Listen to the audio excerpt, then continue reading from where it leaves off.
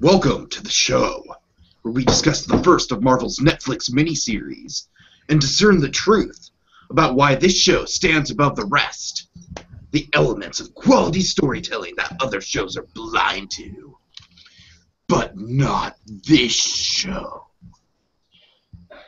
So join us as we start Discerning Daredevil.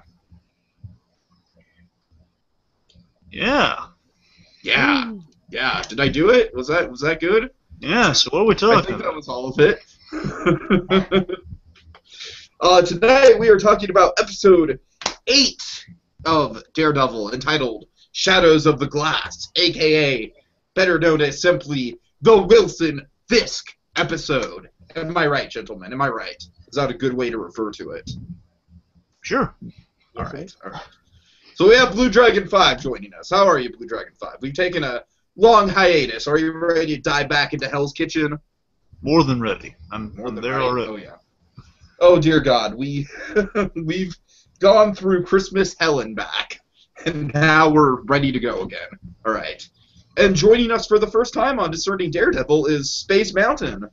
So, Space, I guess, before we start with going into the episode, what is your overall feelings and reactions and history with this show, like, in a nutshell? Like, when did you first hear about it? Like, how long did it take you to go through it and whatnot and so forth? Well, I'm a big Marvel MCU fan, so I knew about this show when it was announced. I think it was announced last year that they were going to do a whole Netflix series. They were going to do Daredevil, Luke Cage, Jessica Jones, and then the Defenders miniseries. Iron Fist. Iron Fist too, yeah. So yeah, I was kind of skeptical at first because I mean, all right, I have enough faith in the MCU, but I never seen their TV shows weren't that great. No, I agree with you. I agree with you. So I was skeptical going into it, but then I saw the first 5 minutes of the first episode, and I was like, whoa. This is a lot different than Agents of S.H.I.E.L.D. And then you saw the fight scene in episode 2, and then you were like, oh. This is like Captain America Winter Soldier level. At least in terms of fight choreographies, that was impressive. I would actually say this almost like, I would say this kind of goes into like sort of, are you familiar with the movie Old Boy at all?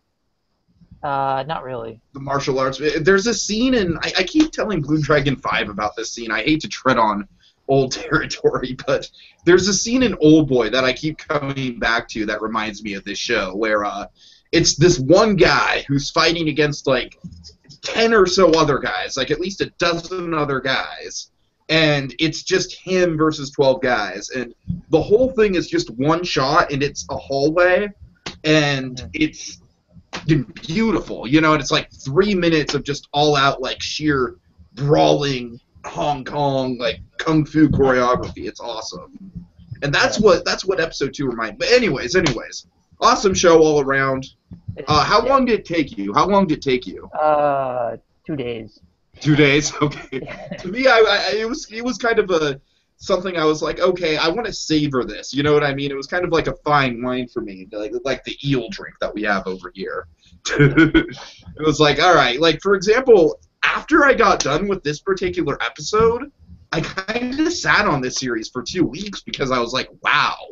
I was just kind of floored, you know what I mean? I was like, okay, I need to sit on this. Like, I need to just comprehend all this in my brain before I move forward, because that was just, like, heavy, man. That was heavy. And this is the episode we're going to talk about. Would you guys all agree that this is, if not the best episode, at least one of the best episodes of Season 1? Absolutely. Yeah. Okay. 100%. Okay. Well, we are here to get into it. So without further ado, let's get into the first of our many daring categories. The plot. Sure. So, cliff notes here of what goes on in the episode. So let's see. We'll start. Essentially, what's going on in this episode? Kingpin's organization is starting to falter after the Black Sky fiasco we saw awesomely with the Stick episode. Oh yeah. We see Matt and the gang. They're getting closer with Blake lead. Blake being the one cop who was shot during all the chaos when Kingpin has been framing the Masked Man. This episode, we also see flashes to Kingpin's haunting past. We get kind of the birth of the Kingpin, an awesome sequence we're going to get to. And probably, like, some of the strongest sequences in the whole series. Certainly. We see Daredevil. He goes to Ben Urich with some information, so hopefully a partner in crime to help him finally Some information that then just goes up in flames the next day. And ultimately culminating in Wilson Fisk meeting with Vanessa's help. Vanessa! You have to color Vanessa. Vanessa. So basically, with Vanessa's help, Fisk goes public, much to Matt's displeasure. Oh yes. That's the episode in a nutshell. All right. Well done. Give him a round of applause. Oh, just a golf clap. I see how it is. Hey, don't wave a stick at the golf clap. So that's a clap of respect right there. That's a respect clap. Yeah. All right. Never not the golf clap. Yeah. Let's go on to some arcs. So, as always, we'll start with Matt's arc for the episode, and this is episode, like, come to think of it, would you say that this is the episode that Matt has the least screen time in out of all the episodes? Quite possibly, yes. Out of all the episodes, definitely least for him, yeah. Yeah, because I was watching and I was like, oh, wow, he's only in, like, maybe 15 to 20 minutes, and 20 minutes is being generous, I think.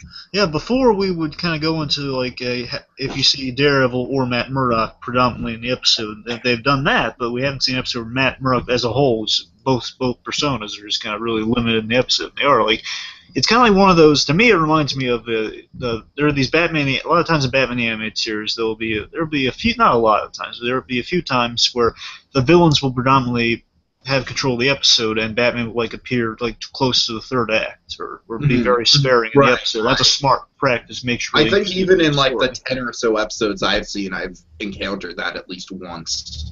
Yeah. Yeah, POV, definitely, yeah. Yeah, exactly. POV Batman's just the set piece. Anyway, so yeah, with this, most definitely, it's really effective, too, just seeing kind of Fisk kind of be our driving force of this episode. Well, I would argue, though, that Matt is definitely present in this episode just in all the connections that he has to Kingpin's backstory, and of course, we'll get all into that in the Braille Trail. It's very interesting seeing kind of the roles reversed, most definitely, about kind of to Fisk. Daredevil's the villain of the story, in comparison. Right. So what's going on with him? Sure. So let's see with Matt's arc here. So we see so with early Matt's arc here for this episode, we encounter, like, after the Stick encounter. He's kind of dead since his little tiff with Stick at the end of the last episode. He's dead set on the Fisk obstacle. And basically, getting Fisk. Finally taking him down, helping the people of Hell's Kitchen. He's really more dead set on that than ever after kind of battling philosophies with Stick, kill him or don't kill him, which he really doesn't want to do, but now he's just out to prove that he doesn't have to kill him, that he can still do this the right way, his way, basically without going over the line. He's still refusing to go over that line at this point in his arc. He's not even considering pushing that, because at this point, especially, this is important for Matt's arc through this episode and going to other ones, it's that he still is clinging to that idea that he doesn't that he is still in control of the situation, that he has power, that he is not being forced to do anything he doesn't have to do. Exactly, yeah, and that's just a concept that as the series goes on, and I think he's not desperate. The end of this particular episode is a good example of that. It keeps slipping away from him. Yeah, he's very desperate. He's not quite desperate yet, but he's getting there. And that's kind of important, kind of ticking time bomb with this guy. And like I said, I think the end of this episode, like, if any moment in the series is the crawl space moment, it might be that. Maybe. But also, another thing, importantly, is with the Stick thing in general, this kind of stuff probably safe for later, but I don't know, I think it kind of counts where we started this episode of Matt's arc, is that we also, Stick's big point last episode was that he should sever all his ties with his friends and stuff to protect them, but Matt is still in that kind of delusional state as Stick would view it, or not view it. Sorry. Basically, the idea that Matt is trying to do all this stuff and still preserve the life that he has, still have the friends he has, doesn't want to lose them, doesn't want to devote himself entirely to a war without having a life. And of course, that's, as we're going to find, is an impossibility. It would seem, without collateral damage. Oh yeah, oh yeah. So let's see. So then, ultimately, he joins Foggy and then Karen for their Union Allied investigation, the endeavor for find Union Allied, which is Kingpin connection, which we see he's really worried about them because he knows firsthand people will literally impale themselves to not rat out the Kingpin. So if they're chasing up that tree, it's going to be a lot of danger for them. So again, big idea of trying to preserve these ties, keep them out of the war when they're throwing themselves right into the war. So Matt's not comfortable with that. Yeah. But to protect them, he's joining in, just to make sure they don't get themselves killed. All right, and then after that, he kind of just disappears for a while, right? Until we see him with we see him at the hospital. That's when he was getting Blake. I forgot his name. Yeah, Blake, Blake's Yeah. Yeah, but also before that it was like the three of them kind of spitballing around, deciding where are we going to find, basically looking for leads, and then found some Union Allied stuff. It's mentioned that Blake got shot, and then kind of occurs to Matt while he's at the hospital. Now that's where I can get some information from him. Exactly. Yeah. Let's see where else do we go in Matt's arc? So yeah, he's getting close to Fisk via Blake here. Let's see. Takes he takes this information ultimately to Ben Urich, and of course that realization that's a great scene with Urich when he realizes he has nothing. So again, this is like getting Matt to the desperate point. Well, like I said, I mean, in the moment where he's talking to Urich, Matt's kind of like he's grasping at straws. Yeah, he's clinging to any hope he has. Urich knows it. And the thing that's tragic, and I hate to keep going back to this, but my God, the ending of this episode is so powerful, along with so many other things in this episode. But the thing that, Urich actually takes a chance on Matt, and then Kingpin just comes out, and he's just like, you can't do anything now. Like, I just crushed everything that you built up. Of course, we see that with Matt's ultimate frustration. So that's his arc, the arc of having clinging to hope, ultimately to losing that hope. So that's kind of Matt's arc in a nutshell. I'm sorry, Space. Would you like to weigh in on that? No. You were. I was just listening to you. Yeah, I agree. He didn't really have that big of a. This episode kind of reminded me of. Did you see? I'm assuming you guys watched Breaking Bad. Oh, no, of course. You assume correctly, sir. You assume very correctly. The Gus backstory episode in season 3. Yeah. Shoot, what's that called? Is that Salute? No, it's not Salute. No, it's the one. It's before Salute. It's like what is it? Shoot. I'm gonna have to look that up. Like episode 10 or something, isn't it? Or is it? Oh no, I know it's Hermanos. Because that's what I thought. Which is Spanish for brother. Yes. Yeah, that's the In the second half of the chicken restaurant. Oh man, yeah, great episode. Yeah, this one reminded me a lot of that because the main character, Walter White, didn't really have that big. It was mostly based on the villain. No, you're right. Good call for sure. Paralleled a lot with me. That one was one of my favorites of that show. In this one, I like it when they go deep into the villains so that they're not this generic Ronin type figure. And they just out. Shots fired. Ooh, shots fired at Guardians of the Galaxy. Wait, do you actually mean Ronin the Accuser, or do you mean just Ronin as in like the archetype Ronin? No, Ronan the Accuser. Sorry. There are you would be shocked to see how many Ronins there actually are. There are a lot of Ronins actually. I love the movie. It's just I didn't think the villain was fleshed out enough. I thought he had a presence. I mean, I don't. He had great presence. I don't think he was a great He wasn't great, but I think he was so much more of that movie did so much right that it's just completely fine for me. But whatever, we're not. This isn't a Guardians of the Galaxy. We could get into it over the Accuser. Oh, we've already talked about it. How long did that podcast go on? Must have gone on over 3 hours. Yeah. The Guardians of the Galaxy spoiler-thon. Yeah. Oh dear. I just think it's funny how Wilson Fisk, to me at least, aside from Loki, is the best MCU villain that they have, at least in Yeah. my opinion.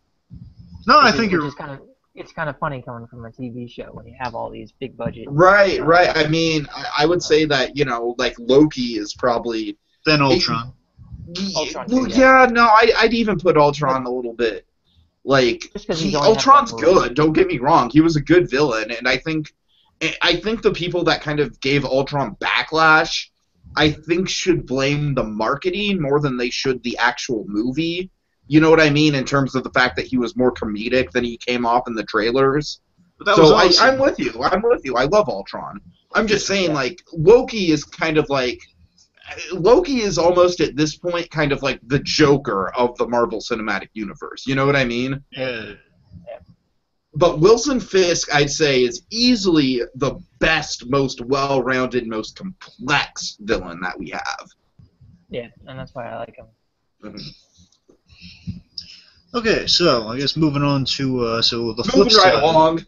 So moving on to the flip side of that coin. So let's go to present day Kingpin and his cabal. What's going on with the boy. organized crime world here, and Oh, boy. kind of our balding hero in this one. Well, I So, shouldn't yeah, say we won't talk balding. I about guess the, optionally He is bald. bald. We'll skip over the opening scenes for now because those are in our blinding moments of awesome. Sure. But so we see him.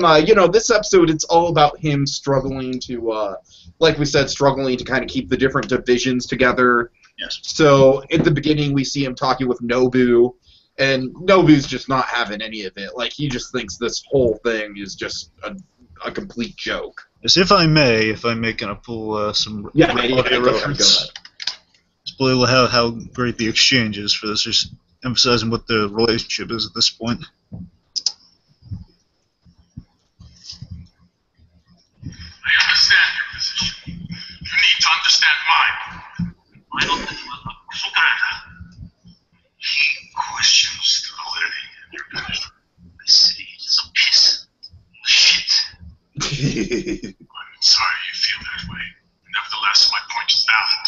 You need guarantees. Which I meant. The black sky is protected. You asked that the docks in your transit path be clear of police interference. Did you observe any police? No, of course not, because I'm a man of honor. I love the way it says that, by the way. Of That's course, great logic. Emphasizes every word. Well, that's the great thing about Vincent D'Onofrio's performance. You would have done a little bit more of that in Jurassic World. Maybe his character in Jurassic World would have been more interesting. Basically, Kingpin with dinosaurs. How could that have failed? Yeah, And so it did. It did. It was like the It's weakest so thing in that movie for me. it's too generic. And I hope to God that the sequel isn't about, like, military dinosaurs. I hope to God that's not where they're going with it. I don't think he's going to be back unless they have really kind of dinosaur. So he's not human going to be back, hybrids. but still, just the idea. Like, I don't like that idea at all, and I think it should stay the hell away from Jurassic World, but we're not here to get into that. So the point is, so Kingpin is losing ground and control, which is interesting, seeing how much of a place of control he was early on. Absolutely. Even when he God. was losing money on deals, well, basically when he was losing ground with like Daredevil foiling the Russian side of the operations, he was still flourishing. He still had backup plans after backup plans. Everything was working fine for him. But now he's starting to lose some ground because now it's like the Russians are gone. Some information's got out. His name is out there. So again, Kingpin's starting to lose some ground. People are losing faith. And another big strike here is that, and this is probably going to play in season 2, by the way, just like, Nobu just being unhappy here, just like the Black Sky's been killed. So, And we'll get into Nobu next episode, because next episode is Nobu's just big coming out party. That's interesting. Now, Nobu has been the guy so far who has been kind of the man of few words, few emotions. Just he's just kind of always kind of ticked off. It's really just Right, yeah. He's And, like the basically beauty of Kingpin's cabal is that they're just this giant, dysfunctional, like almost sitcom-esque, like surrogate family. You know what I mean? yeah. Where it's like they all just hate each other, but they have to interact with each other out of sheer like business practicality's sake. let's just say something I've heard about Agent Carter recently is making me really hope that Season 2 is going to have another Kingpin Cabal type group in it. Okay. I'm saying there's a good chance we might be getting some Magia in Agent Carter Season 2, which essentially is another Mafia group within the Marvel Universe, which could be really cool. I am so not ready for Gotham to come back. I am so not ready for that in my life yet. Who's talking about Gotham? We're talking about Carter. I know. Space, any input on Kingpin and his cronies? I like the interaction with Leland the most. I know we were talking about that before, but he always has the best one-liners. I like when they were it's about 3/4 of the way through the movie when Wesley comes in and he's talking about how Blake was dead, and then he goes, "All right, let's just throw a party then. We should have a celebration." Yes. He's the realist of the glad. group, Like, he is basically, like, in a weird way, kind of the voice of the audience. Exactly. That's why we love Leland, It's just he. And I think it was last episode, right? Didn't he take out Matt with he tased electric shock? Right. Don't tase me, bro. I'm taking my taser out of storage. Oh God. Yeah, Again, basically, so Leland's undermining him with the obvious facts. Again, importantly, at this point, Leland is not threatening him. That's why he has this great bit with the Kingpin. He says, "Well, is that a threat? Is that a threat?" He says, "Oh yeah." No, just stating the obvious. Something I never thought I'd have to do with you. So again, he's just kind of mocking him. He's kind of like the Angel Devil in Kingpin show. Just to remind, he's like a really kind of bizarre Jiminy Cricket. Drums, no drums. Drums! No drums! All right. I'm sorry. I'm in a Muppet mood. But he's more, he's more like Jiminy Cricket. Yeah. Just pointing the facts out for him, just laying out, well, you know what you're doing, right? Right. And anyway, so with the people undermining Kingpin, I think we should bring up a little bit of Wesley here, because we all love Wesley. Not as much as we love Mike, but we love Wesley. Oh my God, what if my whole wall just turned into, like, we love this particular character? I think that'd be cool. God. But anyway, so there's this great bit after Nobu's kind of chewing out Kingpin, just saying so the way that rest of that scene kind of played, it was interesting. That's basically Nobu kind of subtly reminding him, you know who my connections are, saying, would you like to renegotiate our terms? And of course, Kingpin, being the smart guy, he says no. So and basically, basically, no, never mind. And anyway, so Nobu's on his way, and basically Wesley, because he's really protective of Kingpin, they have a really nice kind of brotherly, good friend. Right, yeah. And you and BlueDragonfive and I, we run into that quite a lot. Like, we like this trope a lot. Oh, it's fantastic when you get like a good kind of not just a sidekick, but kind of a partner in crime, the great assistant type relationship. Mm-hmm. And they've been friends since childhood and everything. Yeah, that idea. And this, these two, I'm not sure how long they. I'm sure they've been. Yeah, I'm not sure if it goes back to childhood, but it certainly goes back a long way. Yeah, long way. Like, you get the feeling like this is easily like the closest person that Wilson has in his life. I mean, they are practically brothers. Exactly. That's what I'm saying. Yeah. And with that, there's basically, let me play a little bit of an exchange for it. It also serves as a great framing device throughout the episode, the way it ends. But basically, this is Wesley commenting on Nobu's remarks to Fisk. Leave it alone. If the Russians had spoken to you this way, you aren't. The Russians actually contributed Leland's financials, Gallo's product, and Vlad Anatoly's distribution until we absorbed it. What do Nobu's men bring to the table? What are they in all this? Necessary evil. I don't like the way he speaks to you, that's all, especially now, when everything's going our way. That's exactly when you need to be cautious. Yeah. I like how he says it shows the brotherly aspect when he says, I don't like how he talks to you. But at least it shows that he stands up for Wilson. He's his closest companion, if he has a companion. Exactly. Right, and he kind of like buys into Wilson's own sort of like warped sense of morality, you know what I mean? And they both sort of like, in a way, they both kind of influence each other in that sort of like direction that they take. They do. If like Leland is kind of a quasi Jiminy Cricket, more so he's just kind of the reflective mirror of like what you're doing here. It's like Wesley is the actually Jiminy Cricket standing over the pinball table, wanting to go next. I call next, fellas. Well, I mean, if Leland was that way, I think maybe Wesley's more so that Jiminy Cricket. He's the guy who can actually. He's the guy who knows Kingpin so long. You know, he's so close to him. He can point out. Again, that's the thing I just played for you. Is basically him saying, "Well, look, why?" Basically questioning the logic here, and he's actually bringing up a comment that is actually heard by Fisk and actually considered, because he brings some logical points which he can do without fearing him, because he knows him. He just point out with all the respect in the world, he's giving him this. And just bring up a logical concern, basically what everyone else is saying without the attitude, and that's why that really kind of that respect-based relationship comes from. So, well, I'm bringing up a genuine concern, and you're hearing me out because of that. So it works really well with their dynamic ultimately, and Kingpin's response to that basically being, "I hear what you're saying, but I hear what you're saying, but we can't overestimate where we are right now. We can't get cocky, because that's when we need to be aware of the stuff going on. You know, we can't play down to these egos. We got to focus on the goal at hand," which of course is a big thing. Kind of maybe I think subconsciously with Kingpin throughout this episode. We'll get to this when we get to some later arcs, but I think definitely the stuff going on in the present here influences Kingpin's flashing back to the past, and that's at the end of that scene. With the thing I explained to you, it's basically it transitions to the first of the flashbacks. So basically, Kingpin thinking about when everything was supposedly going fine, or when someone's trying to get to the top, and then really had they paid attention to what's going on behind the scenes or below things, they would have been much stronger. Right. That's a really good parallel there, or transition. Certainly. So I guess also we see just kind of with the rest of some rapid fire stuff here. I guess. What about Lady Gao? He has a pretty good. Yeah, that's the thing. Getting to her with that stuff. Before we get one more thing with Leland. So we also see was with the awesome Leland scene there. Would you mind if I play a little something for that, or do you want? No, by all means. Right. So yeah, with Leland, we have a hilarious. Oh, everything that comes out of that man's mouth is just like, it's pure, just dry, sarcastic wit at its finest. Yeah, I see. I think this is it.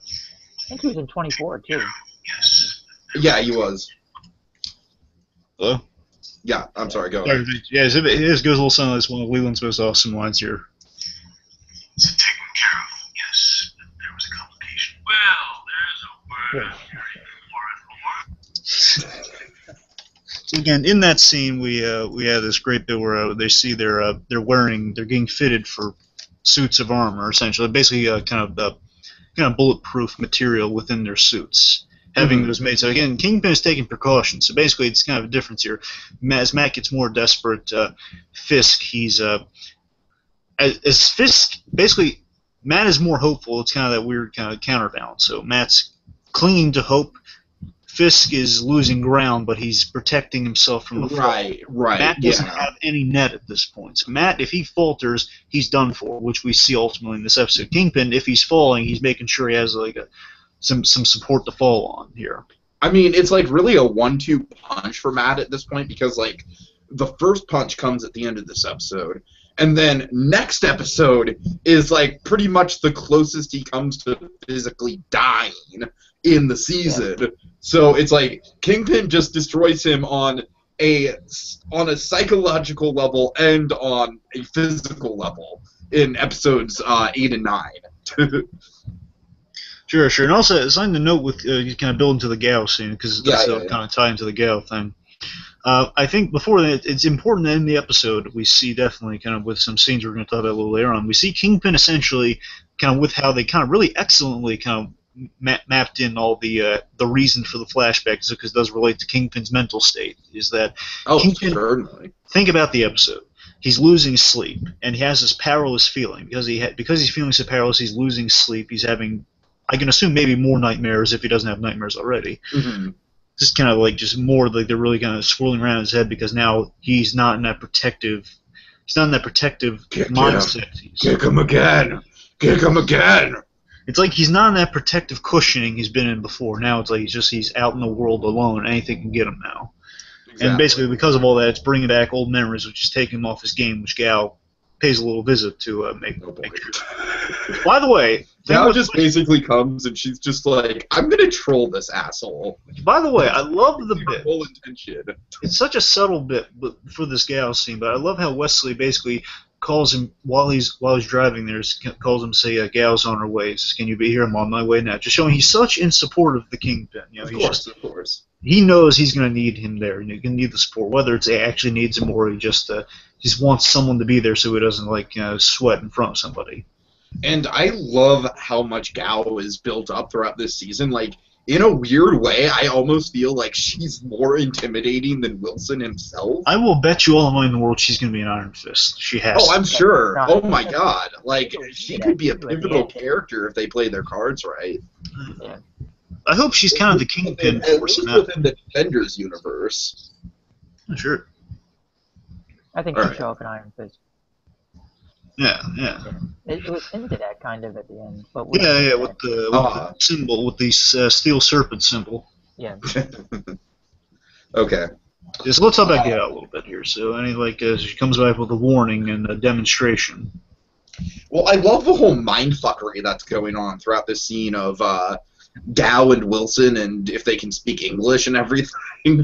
So I love and they just set that kind up of like so drop. well. Yeah, exactly. They set it up like throughout all 7 episodes so far. And you know what's so great about these episodes? I'm watching them is that, as I said before, like way back in the first episode, they're all kind of like mini movies, and I think. Oh, absolutely. I'd say that's the case with Daredevil. Like, I would wager to say that Daredevil is probably the closest that it's come since Breaking Bad that I've seen like cinematic mini-movie style quality in the episodes. And here's the thing with the mini-movies, though. I think they also kind of picking up on this now. It's like they kind of embodied the Stan Lee Marvel philosophy, every comic someone's first. And if you look at this episode, it's kind of like a perfect mini-movie in that the beginning of the episode establishes some stuff we know about the series. Basically, all we need to know is in the episode that Wesley he translates for Fisk, which we saw with Nobu, and here he's doing it at the beginning, and then we see, oh no, I don't need that, because again, it's also been set up well in previous episodes. That's what Wesley does. He communicates, and this pulling the rug out from under us that, oh yeah, I don't need that. So, I mean, I love how much ceremony here. It's like, and we should go back to, of course, the great moment in episode 4. Of course, he's not happy either. You don't have the sound clip, do you? You don't have your embarrassing me in front of her. Oh, I have that. Sure. Oh, play it. It goes a little something like this. You embarrassed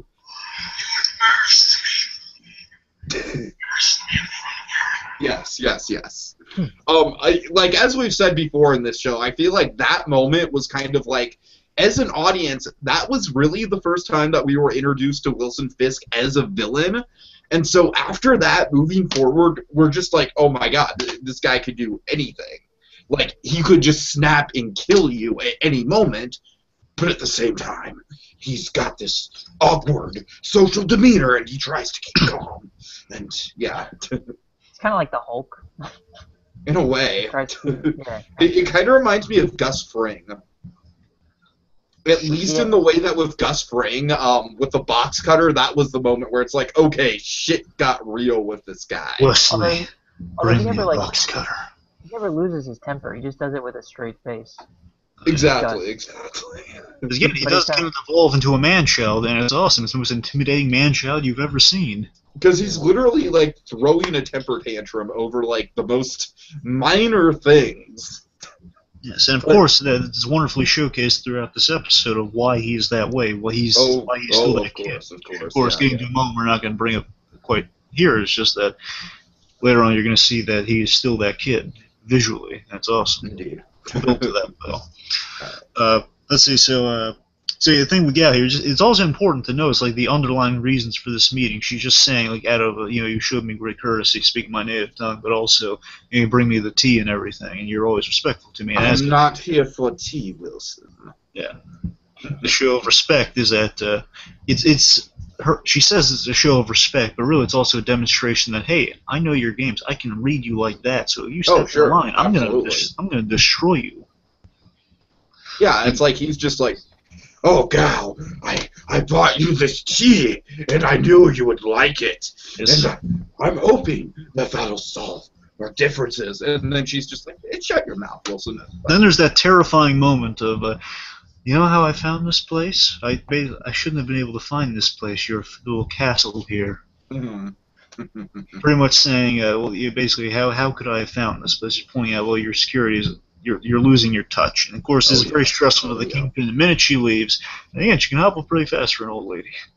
The minute she leaves, that's the last straw. You know, that's the last straw, and he's flipping out, quite literally flipping that table, and he's like, ah!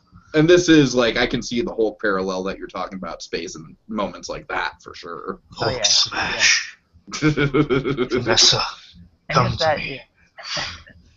I also think it's a good parallel. I know we're gonna get to this later, but when the young Wilson Fisk is talking to his dad, and his dad says you have to show respect if you want it, or something like Exactly. Oh, yes. that. So that's why he gives respect to Gao and shows that. I think it's a parallel to what his father tried to tell him in Absolutely. a way. Yeah. I think ultimately getting to kind of the resolution to his last kind of his despair here, as he falls into the. I'm sorry, Space. You want to say something? No. I was just saying. Yeah, I agree. Yeah. Well, basically, so after that last straw, he's fallen into great despair, and anyway, so it takes Wesley I love doing the dynamic that him and Wesley have in this moment. You don't have the clip where he yells at Wesley, do you? Unfortunately, no. He's just like, leave me alone. Yeah.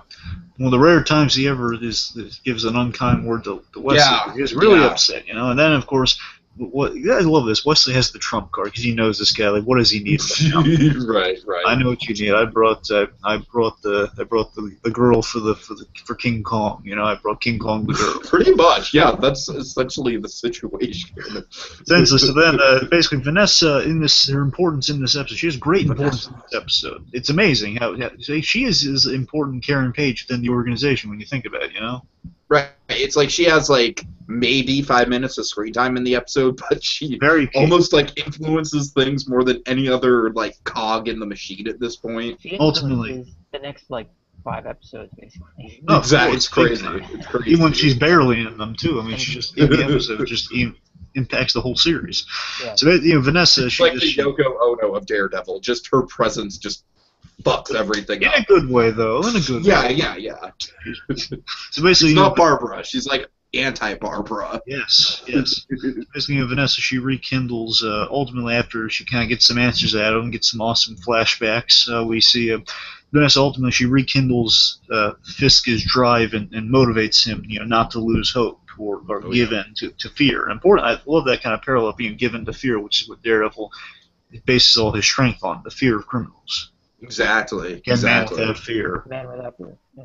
Yeah, and basically, he overcomes that fear and overcomes that weakness, and in doing so becomes stronger than ever, which, of course, in balancing the scales, means Daredevil's at a weaker point than he's ever been before. Oh yeah. Daredevil at this point, like Kingpin just has a coup de grace set up, essentially.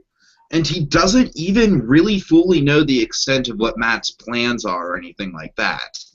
So I love how he just plays this trump card as like kind of just a, like a blanket statement to just cover all his bases.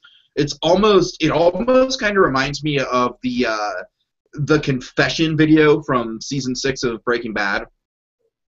Oh yeah. One of my favorite plots of Walter White ever. I still to this day think that's the single most evil act that Walter White ever committed. I forget evil. I think it's the most brilliant act he's ever committed. Lily in the Valley is my favorite still. That's a good one, but I don't know. I still think that confession was just brilliant. Oh, and man. with that, it kind of does tie into what Fisk does here, because it's kind of the, it's the old strategy of get in front of it before it destroys you type. Exactly. Embrace the truth, getting the goals to the people. Mm-hmm. So that's ultimately where Wilson's arc ends up. Yeah, again, he's gotten in front of it, and he's turned. It's interesting. He uses strength to get his power, which is he uses truth to get his power, which is what Daredevil's all about, embracing the truth. Sure. Okay, and then I guess our next arc would be Foggy and Karen. Yes. Okay. Space, how do you like the Foggy and Karen dynamic? I liked them as the season progressed. I was a little bit iffy on Karen in the beginning. I was as well. To tell you the Yeah. truth, in the pilot episode, and BlueDragonfive can attest to this, in the pilot episode, I was like, Karen's the one thing that's not really working for me, because it feels... I honestly felt, and I still kind of feel like this is a little bit of pilotitis in the first episode, where they go from her in this murder trial, essentially, to her being the secretary at Nelson Murdoch, like, very quickly, and that initially was like... I was like, okay, I'm not sure how much I buy that. But no, I mean, I think Karen Page, definitely as the episodes progressed, especially once she got into the dynamic she has with Elena Cardenas. Oh, yeah. Mm-hmm. Yeah, like, I think that is where her character really starts to open up. And it's interesting because she almost kind of becomes like a surrogate Matt in a way. Like, in episodes where Matt's not really heavily present, she's also kind of got this storyline of taking down Wilson Fisk and taking down she and Ben Urich have a lot of scenes together later exactly. That's a wonderful mentor relationship right there. Right. Yeah. So let's see. She doesn't have much, but we have that one. The one we see they have a great rapport with each other, and they have a great rapport with each other. Fogg and Karen have the whole little coffee bit, like the whole. We're gonna be truthful. It's kind of interesting. Her embracing the truth at this point, or later on, she's gonna be keeping a lot of secrets. Mm-hmm. As is Foggy himself, though, too. Oh, certainly, and of course, an interesting thing. I'm sorry, Space. Go ahead. And of course, the biggest secret of all is Matt. The biggest secret of all. But in addition to that, you look at the context of the series. The very first episode was like, she lied to you, and you hired her. So basically, it's interesting seeing lies will kind of be are part of her character and hiding things. Yet she kind of embraces like, let's tell Matt the truth, because how can we keep Matt out of this? And it's about trusting him. Of course, trust being the big kind of underlining thing between the three of these people that really kind of take them apart. Mm-hmm. For a spell, anyway. And it's kind of funny that Foggy views himself in this episode. I think his arc is like for the moment he views himself as cool as Daredevil, hands-on investigating. Which if I can play a clip, the scene that embodies that. This is pointless, man. We should be out on the streets, cracking names and taking skulls.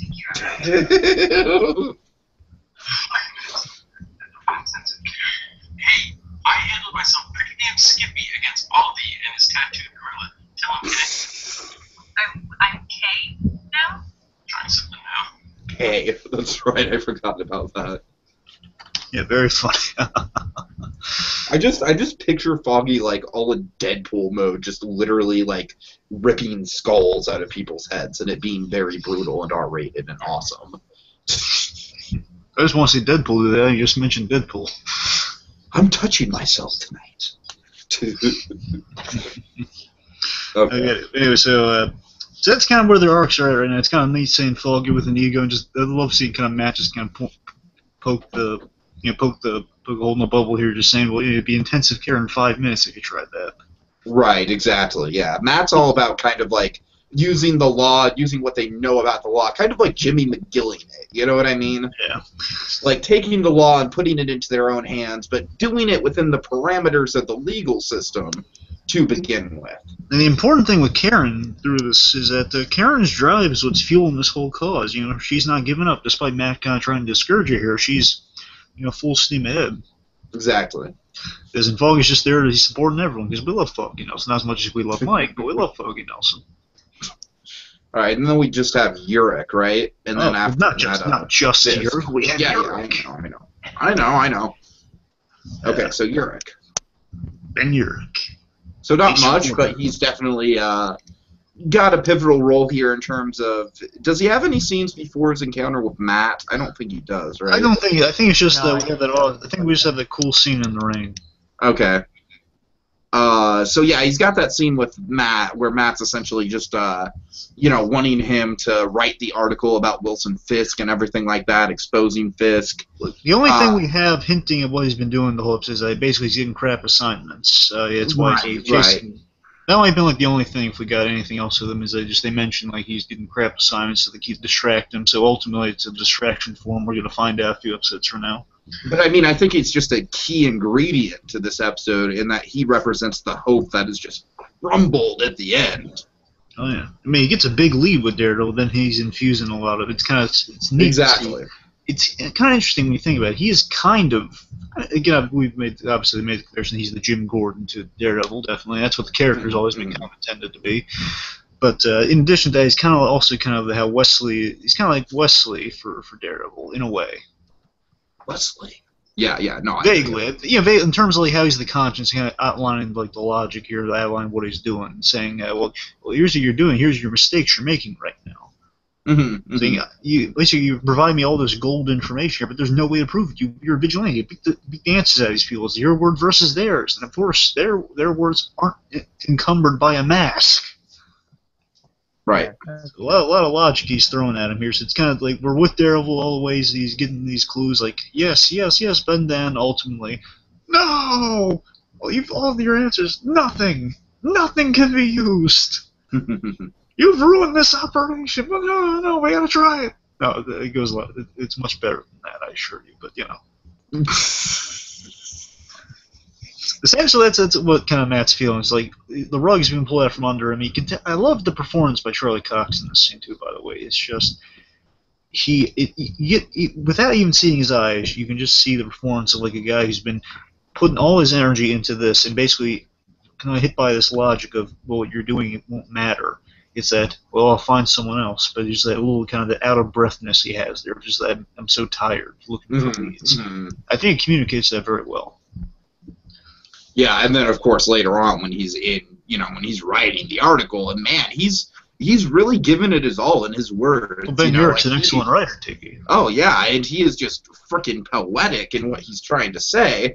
And then as Kingpin is on the TV, and he's just like, Kingpin's just basically just like, Urich, I'm going to take down your points one by one. Would you like I'm me going to take down this point. Would you like me to take down this point? Everything he said. Would you like me to play a little bit of that, Tiki? Oh yeah, by all means. Save you some breath.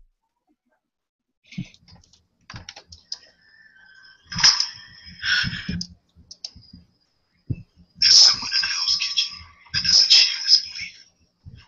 He's been among us for quite some time. You've never heard his name. You've never seen his face. He stayed in the shadows because men like him, men that want to control our city, our lives, fear the light and what it reveals. This man must no longer be allowed to operate in the darkness. If he has nothing to hide, let him step forward. I'm not very good at this, not being in public. But I felt the need to speak up for this city that I love with all my heart. No one should have to live in fear. Fear of madmen who have no regard for who they injure. In fear of the devil of Hell's Kitchen was inflicted untold pain and suffering. This masked terrorist and psychopaths of his kind. We must show them we will not bow down to their campaign, coercion, and intimidation. We must stand up to them. As it my dearest friend, Leland Owlsley, a pillar in the financial community, stood up. He was recently was for no other reason than to send me a message. A message warning me to stop, to give up my dream that I have for this city, the dream of a better place. A place for its citizens to feel safe, to feel pride. I tried to do this quietly, not wanting to draw attention. The last thing I wanted was for anyone close to me to become a target to not share my dream. Those who will have this city stay exactly as it is, mired in poverty and crime. But I know now it's foolish to make that decision. I can no longer do it alone. That I cannot keep living in the shadows, afraid of the light. None of us can. None of us should be forced to. We must do this together. We must resist those who would have us live in fear. My name is Wilson Fisk. And together, we can make this city a better place.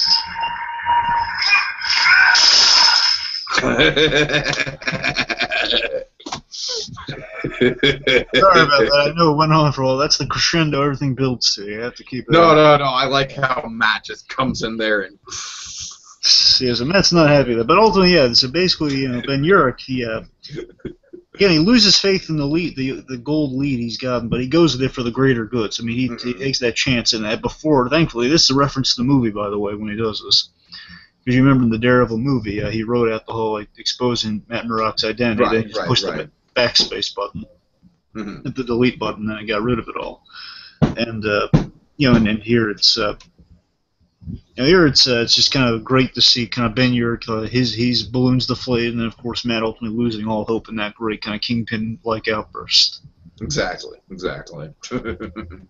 And basically, Right. I mean, that almost cost him his job too if he put that out there. So, I mean, he's at risk. Getting involved in this cause is putting Ben at risk too.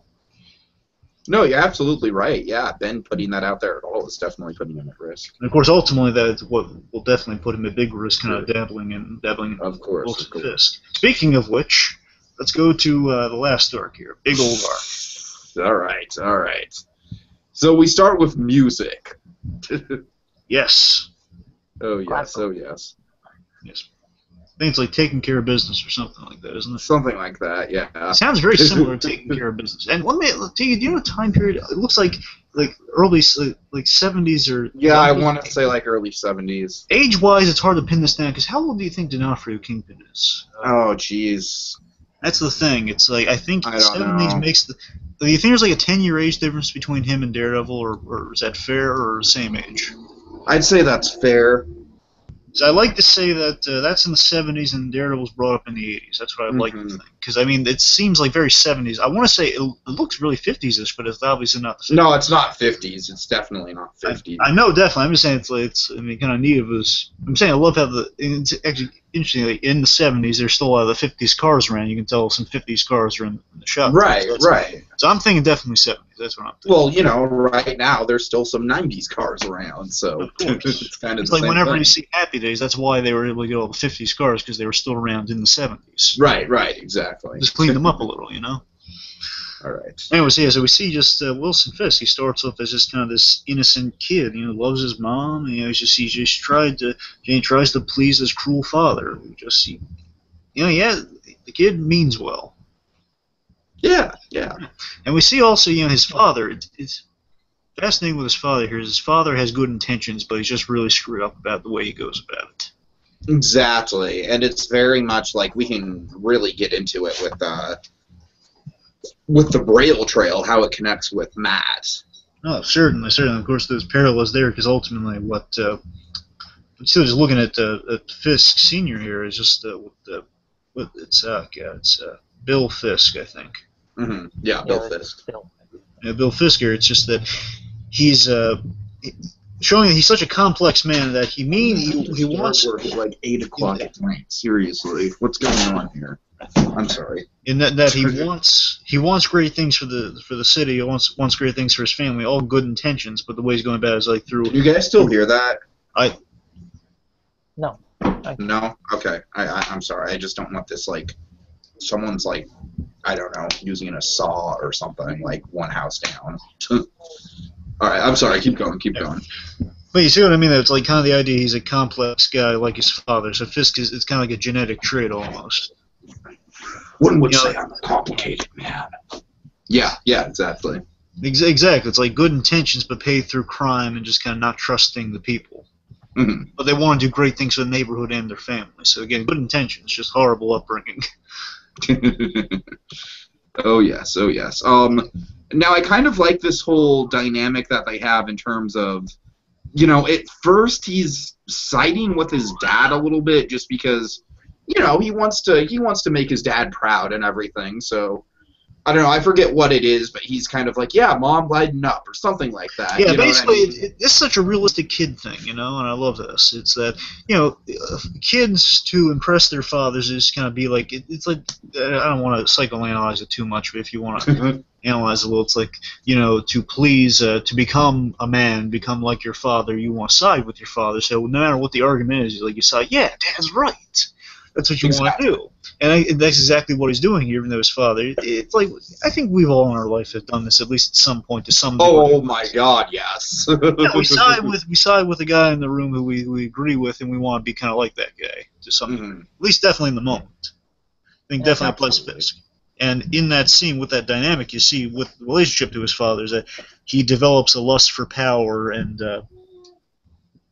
also eventually kind of vengeance too, of Kingpin holds grudges big time, like his father does, even against a kid with a baseball bat. Yeah, his father is definitely the genesis of kind of the whole idea of him needing control. You know what I mean? Of course. All right, Space. Anything you want to say on this? Yeah, I was gonna say the whole thing of agreeing with the father. I think that was because that scene was when he was putting up the posters for the councilman. Yeah. And the mom comes in and goes, "Wait, how are we even going to afford this?" And he goes, "Don't worry, I took out a loan." And then she's like, "How are you even going to pay that back?" And she goes, was it Rothschild? He had someone... Rigoletto. Rigoletto's the... Rigoletto. He had Rigoletto, and then Wilson chimes in and goes, "Yeah, Dad's right," or something like that. Yeah. Right, which is great because it's such a realistic kid thing because he has no idea of the concept of loan sharks and stuff like that. That's just trying to way he's just over a people his head. pleaser. That's what he is, just a people pleaser. Yeah. Right.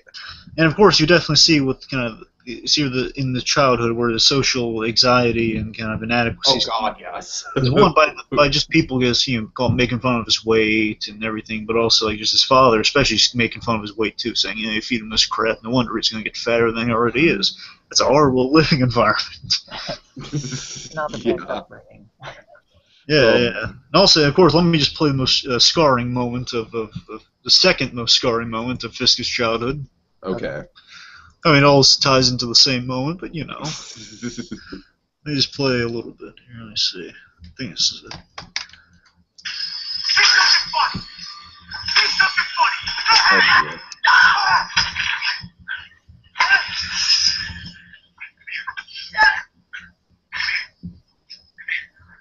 Father-son bonding. This is what I keep you down. Keep you afraid. You have to show them that can never happen. You gotta show them that you're a man. Kick him. Give me that look. Kick him. When I tell you, kick him. Kick him. Kick him again. Oh man. Kick him. Keep kicking him. Kick him. Harder. Kick him. Kick him.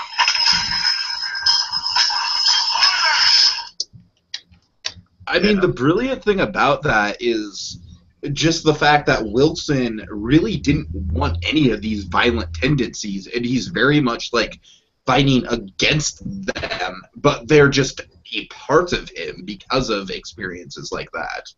Of course. And also, what I love about that scene, by the way, with the whole keep kicking him. It's brutal. His father has a great line saying, "These are the people that want to keep you down, and you should." Right. Now, with that, of course, I think the kind of the big ramifications of that. I don't know. We might be treading on some rail trail. I don't know, but I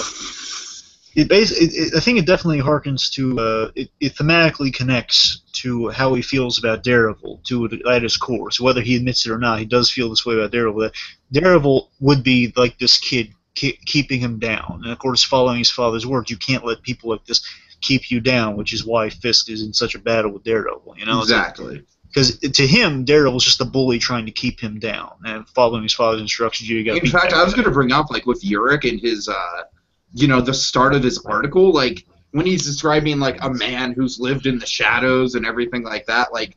One could take it as he could be talking about Daredevil. You know what I mean? Yeah. Or in the shadows of your fathers, which connects both of these guys. Shadow of Jack Murdock, Shadow of Bill Fisk. I also think it's interesting how he only his rage outs are mostly related to when someone takes his control away, which is an ironic. Oh God, parallel yes. Oh my God. to the And of fact course, that, Like the Russians coming into the restaurant, like in retrospect, it's really not that big of a deal. It's a social faux pas. You know what I mean? Yeah. And then he just turns it into just like You embarrassed me. oh my God. Oh my God. Like it's crazy. Oh yeah, certainly. And with that too, it's that again, a lot of similarities between this scene and that scene too. Just the way it's kind of staged too, like the guy on the ground kind of keep kicking and kicking. I'm sure Fist probably kicked the guy a few times. He did everything to him pretty much. I mean, Right. yeah. And so ultimately, with the way this goes is that eventually he kills his father here, and he just wants to be better than him though. Mm-hmm. Basically, kind of he has his father's aspirations. He does, and again, I think it's really interesting. And he's using crime as the method to achieving that. Again, very similar to his father. Exactly. Yeah. Sure. So we'll save the rest of the way how that flashback goes for some blindingly awesome. Okay. Of course, how can we not? But still, I'm sorry, Space. You want to weigh on anything else, like not counting that last moment, or on the whole, the young Yeah, Fisk? I feel like we're gonna save most of this for the next sections. Yeah. Because most of the stuff has a lot to do with the parallels between his character, story arc going forward. Sure. Yeah. Let's get to some. I'm sorry. Do you take the next segment? Yeah. With all that in mind, let's get to Dare to be Different, the section where we analyze exactly where this show broke new ground in terms of comic book, TV show storytelling. Oh yes. What do you guys have? This is a villain-led episode with flashbacks to our main villain. I'm not saying it's the first time it's ever been done in period, but I'm saying for nowadays for the superhero live-action show, it's kind of a new thing, like kind of taking the chance on that sort of thing. They usually don't do that. Right. I would definitely say just like, and we say this a lot of times, so just the sheer harshness of his childhood, just the fact that they were really on that. No, they really didn't. Yeah, I mean, just from the abuse that you hear his mother, have to handle, and then the whole kicking him scene, and just everything, and just this guy in general, just, it's really tough stuff. Then I think, like I said, I keep going back to this ending, but I really can't think of like an ending to an episode, at least in the genre of comic book television, that has just so thoroughly been like, all right, like checkmate. You know what I mean? Again, I love, absolutely, this is one of my favorite endings to all the Daredevil episodes, too. I mean, again, they have some great endings. Even the first episode had a great ending, too. This one's fantastic. Mm-hmm. Again, of course, you gotta bear in mind these endings also consist of the car door removal too. That's an ending itself. So, I mean, a lot of these endings are really fantastic. Right. And the second one's the hallway rescue. You get exactly. It's always hard to pick a good ending. Ending of episode 9 is the whole Matt versus Nobu fight. Of course. And speaking of which, I want to transition to another Dare to be Different element, if I may. Yeah. Kind of with the establishing kind of mystery and credentials to these Cabal members like Gao and Nobu. We know nothing about these people really, except that Gao has like the operations going on where she has the blind people moving the heroin, or moving it's a type of heroin, yeah. And that for an old lady, she is incredibly intimidating. Oh, of course. So basically, that's what I'm saying, because she's that intimidating, I think, is that mystery, and also kind of Nobu there too, having like we know absolutely at this point.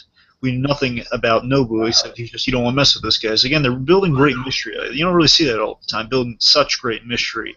And episodes are now still. And it's fair to say that both Nobu and Lady Gao are going to come into their own later in this Defenders TV universe for sure. Yeah. Of course. All right. Space, would you like to bring up a few things? Yeah, I think you guys hit on some pretty good ones. I would definitely say the tone, not just of this episode, but the overall arc of the series is something that you're never going to see in a You even rarely see it in TV series, but you're never going to see it in one of the MCU movie films because those are stark contrast in terms of stylized, um, just the genre. I'd say that they're Foggy going Nelson is like the one carryover in this series that's kind of like MCU style humor. Yeah. But yeah, you're absolutely right though. I mean, this kind of tone, like the closest we've had to a really dark tone in a Marvel movie, I would say would be Winter Soldier, but Winter even Soldier. that had a lot of light moments in it. That was- you know, that with was- the banter On your between- left. Yeah, Yeah, exactly, it was always- exactly. It was but this is the one where I don't know, and they still have some references back to the movies, like the whole point of why this land is open for building is Mhm. because of the whole Avengers. Oh yeah, of course. Brilliant Oh, idea, by the way. We praised it very much so in the beginning. Yeah. And then if you go into Urich's office, you can see that he wrote about the Hulk Harlem. Yeah. That in the Incredible Hulk. Yeah. But really, other than those short clips, it's really in its own world. And I think that that's something that you're not going to. It'd be interesting to see if they integrate it going further into the movies. I don't I think think the until first Phase time- 4. We gotta wait till Phase 4 to see. Oh yeah, absolutely. I think Phase 3 is going to be all about just like, okay, let's take all of these separate entities and just like. Basically, Phase 3 is like we've now broken through the roof in the great glass elevator, the Wonka elevator. You know, so now we're just flying above the clouds at this point. So we're doing anything we want. We broke through the ceiling. You know, we got rid of the 5 kids. We're good now. I Oh, would it's a love to marvelous see- feeling. It'd be funny for me to see, like, if, you know, in Civil War, the comic book, they go to trial. Captain America goes Yes. on trial. Oh It'd be yeah. hilarious if Matt Murdock was his lawyer. Oh my God. That would be. That's Okay, you just sold us. That's a good Oh way to my incorporate. God! I That's never thought of that. Oh my God! If Foggy and Nelson are his lawyer going into against Tony Stark, Marvel wins if they do that. They just That- win. just like I 30 seconds. He doesn't even need to get in costume. He just needs to show up. Exactly. Only one exactly. problem with that, though. Only one problem is that movie's going to be jam-packed with all these storylines. Oh, yeah. No, but Right. like Space said, it's just going to be a little cameo. You know, he just needs to Yeah. show up in his lawyer suit and just Yeah. look handsome, and Foggy needs to show up in his mullet and look awkward, and there you go. That's it. That's it. It's just like You have them in there. Well, if it starts with Tony Stark being sued, I could see him maybe hiring Matt Murdock, too, because if they don't just have the Captain America on trial bit, because we don't know the movies are going to take the Civil War Of story. course. We have no idea. If we don't, I know I that can't believe how close that movie is. It's surreal how close Oh, that it's- movie it's- is. if we don't have time for Cap trial, I'm certain we can have time for Tony Stark trial. Make perfect sense of Tony Stark. Well, I'm going to get the lawyer no one else wants. You get Matt That's- Murdock and Foggy Nelson. I Exactly. think the trailer is actually coming out at D23. There's Yeah, a yeah. Oh. I'm pretty sure that's happening. Yeah, so That's- it might. So, I mean, actually- it's been leaked. I mean, I haven't seen the leaked version. Oh, of it has? It's I've been avoided. leaked, really? I've avoided that. So I'm just saying, like in the Indian, there's some sort of Indian convention. Oh no, that's not real. Someone Oh, made really? that up. Yeah, no, Oh. that was because they had the Kevin Feige bit in the beginning, and that was from the October announcement. Okay. Well, I remember there also was something else. It wasn't a trailer, but it was like a clip of footage of like someone in. I'm not going to tell you who. Someone was in handcuffs. Really? Mhm. Yeah, let's not get into I know. spoilers. Anyway, so okay. Well, the last few things here were Daredevil different. Like, real quick things. One sandwich needle, brilliant. Right. I just want to say that until this episode, I never saw, because it's such a brilliant idea, I never thought of in a million years. Well, if you're going to do like the lethal injection, like the secret execution of lethal injection, like Mike Ehrmantraut didn't even think of the sandwich needle. Oh yeah. And he likes pimento, too. I mean, come on. It's a pimento. And he didn't even think of that. He just made a sandwich. This guy weaponized it. Killing a man with a sandwich, that's awesome.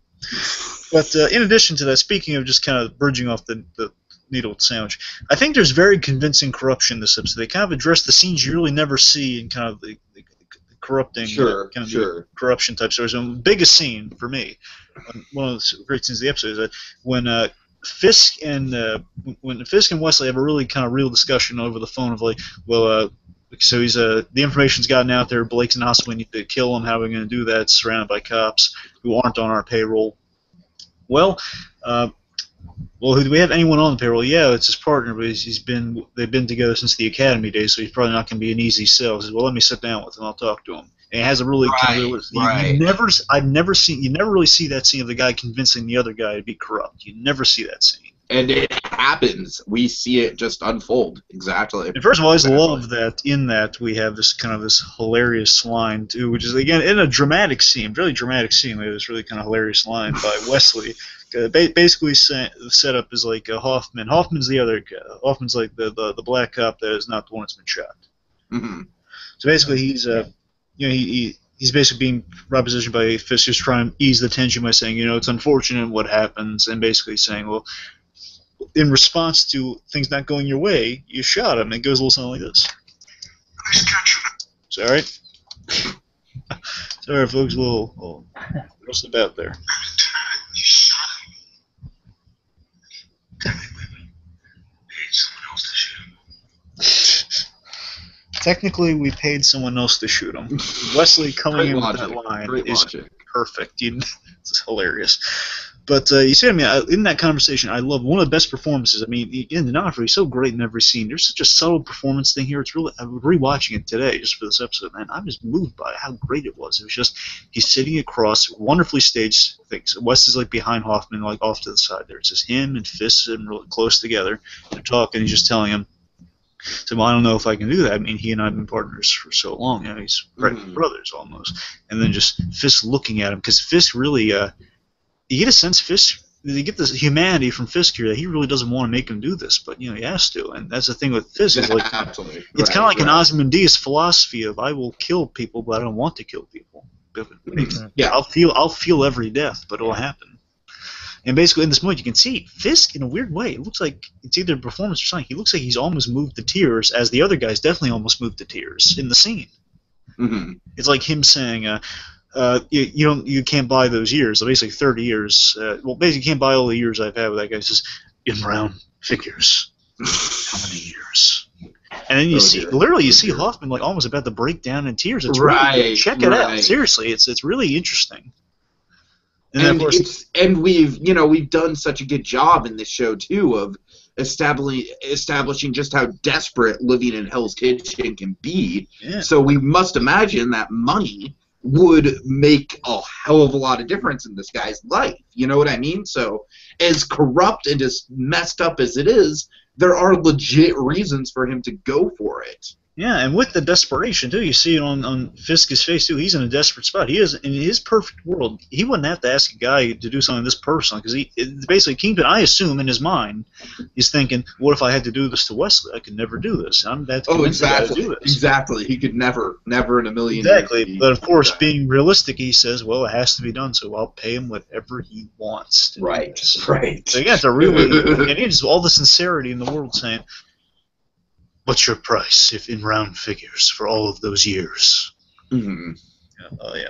Okay, the last two things here is the one, Vanessa kind of being on Fisk's side after hearing the story. That's kind of a rare occurrence. Sure, absolutely. Yeah. She's like the anti-Skylar White. She's like, all right, let's go.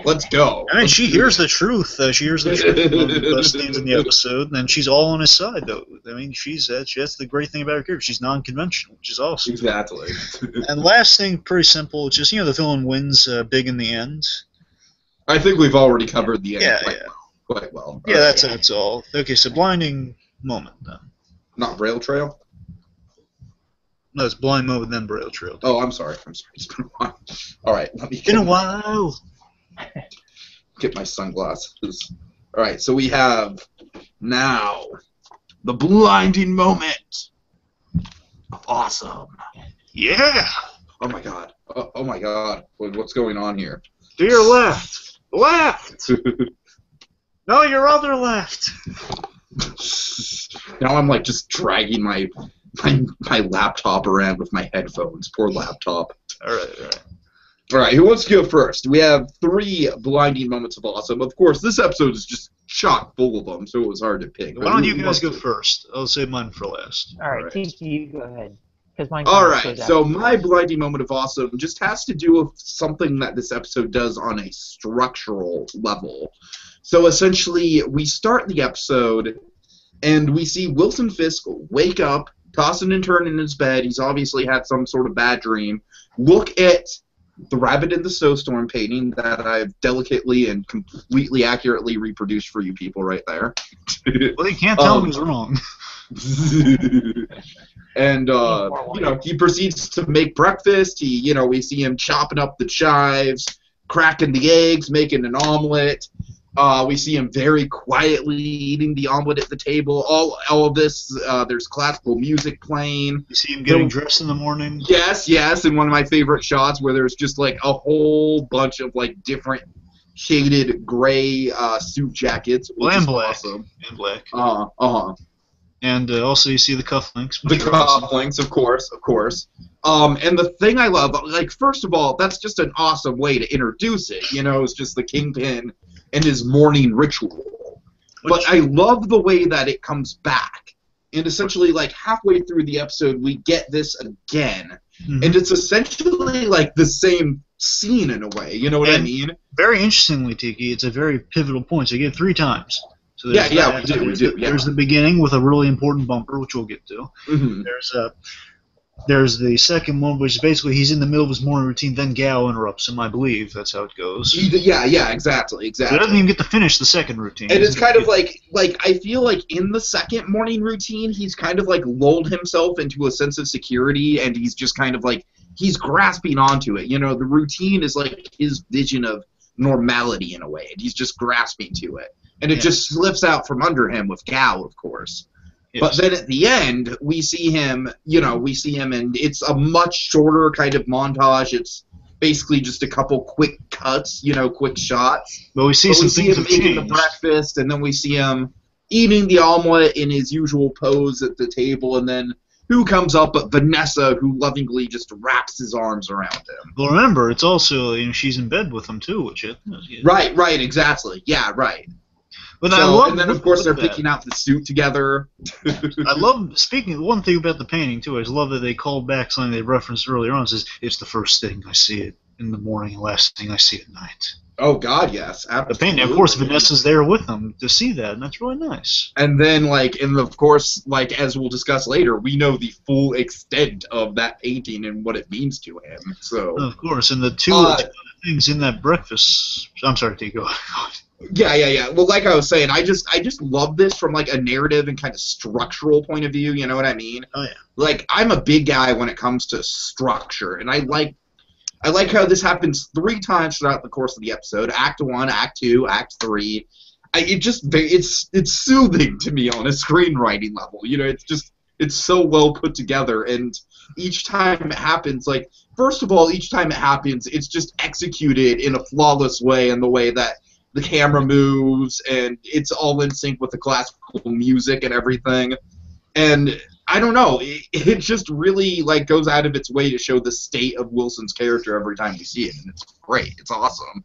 It's honestly, that whole bit is kind of like the first thing that I think of when I think of the episode, is the whole morning routine bit. Well, with that, there's two things. Also, it's kind of neat when Vanessa's in on it towards the end. There are 2 very important things. Well, in addition to just getting him dressed, which is very pivotal, is her saying, "Hey, look, you got to change things up a bit. You're a new man now." That's what she's doing. But also, I love the idea that he misses. I think actually, if I'm right here, I want to say he misses on the second try when Gao, because he's starting to lose it, and then the third time it's like she puts it on for him. Right. I think that's how it goes. Either that or the third time. I think it works better the first way I said it. But the second way just might be that it's only 2 times, and the last time is when she just fixes it for him. All right. Anyway, yeah. Okay. So, Space, your moment kind of transitions from my moment, so... It does. So it transitions... It's the first... It's the cold opening, right? Yes. It's ends the breakfast getting ready in the morning sequence. So once he puts on his cuffs, he puts on his suit, and he goes to look in the mirror, but it's not him that he sees. It's some version of him covered in blood. Yes. Oh yeah. When I saw that, I was like, "Oh, this is gonna be such a good episode." Yeah, I mean, when I saw this episode, I had already heard a ton of hype about this episode, and so when I saw that, I was like, "Oh dear God, oh, this is gonna be wonderful." Wonderful in why- a dark, fucked up way. I mean, I assumed this one, the minute I saw the opening, I was like, it was going to be, okay, this is going to be a Kingpin episode, which is going to be awesome. No, that's exactly why I liked this version the most, was because it got you right off the bat. It's like, okay, this one's gonna get deep, because there's a reason why that kid's standing there. And initially, I didn't even think. I was like, is that him or is that someone else? And then Right, yeah, I mean, it could have been like some kid that he had an involvement with killing. We don't necessarily know. I mean, it kind of looks like him. I think it looked very similar to him, so I assumed that was him. Yeah, but I mean, for a brief second, I was like, is that someone else? But then, okay, it's because I don't think it was Richard Fisk. I doubt it was him. As the scene trails back and he goes to shut off the lights, you can tell that he has like the same body shape and Right. shape and everything. So yeah, that was definitely more of like for shock factor, I think, in the beginning. Not in terms of like horror, but just like, Yeah. you know. Very intriguing. Yeah. Then when he just shuts the light off too, he's looking. Like they keep shot there still, so he's still walking around. Then. Yeah. Oh, it's so creepy. Oh yeah. It was like The Shining, kind of. You know what, it almost kind of reminds me of even more like kind of like James Wan, like The Conjuring or something like Conjuring? that. Yeah. Yeah, Conjuring or Insidious or something like that. Yeah, just like that creepy way of the camera. Come play with me, Wesley. Right. Come play with me, Wesley. Yeah. Right away, sir. Right away. Okay. All right, Blue Dragon, you have probably the most pivotal blinding moment of awesome of the episode. So go ahead, dear. So again, this is probably my favorite moment in the whole first season. I gotta tell you, because I love this episode. So basically, I kind of call it the birth of the Kingpin sequence. Basically, the explanation. Specifically, it's the explanation of the wall. That's the main reason I picked this moment. It's like the explanation of the painting, which is the wall, and it goes a little something like this. So basically, it's I'm going to play a little bit for it because it's one of the most pivotal moments of the entire series. Explain everything you need to know about the Kingpin. Exactly. So it goes a little something, if I can pull up the right clip here, which I think if you can. It goes a little something like this. So basically, out of punishment for not being tougher, because basically his father had to beat up the kid and kind of had talked him into basically saying, tells him you're going to be a king one day. Don't be a weakling. Basically makes him look in the corner to reflect on what he's done, which is a real twisted idea, by the way. It's like, hey, think about not being better. Exactly. Oh, in the corner, and it's really horrifying. I mean, he literally just forced this kid to kick the crap out of someone, and now he's punishing him for it. Essentially. But it's not even punishment. It's just like, hey, you're going to learn a lesson, not because you've been bad, because you could be better. Oh man. Just sit in the corner and reflect on what you've done. It's not even punishment. It's saying reflect on what you've done. Learn to be better.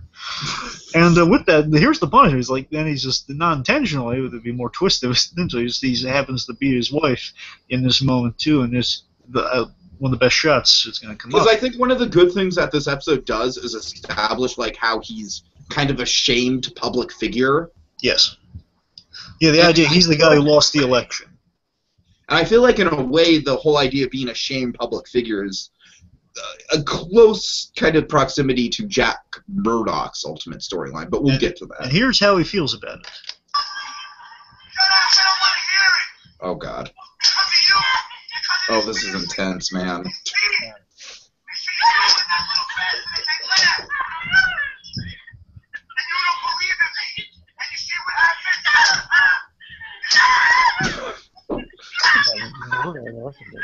This isn't really pleasant to listen to.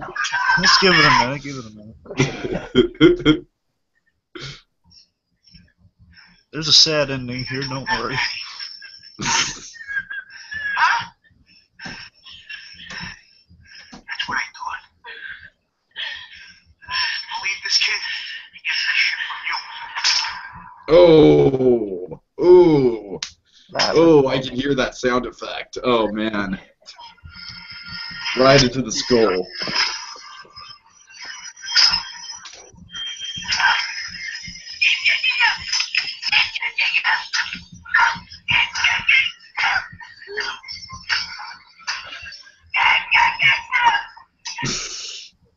Oh, it's just.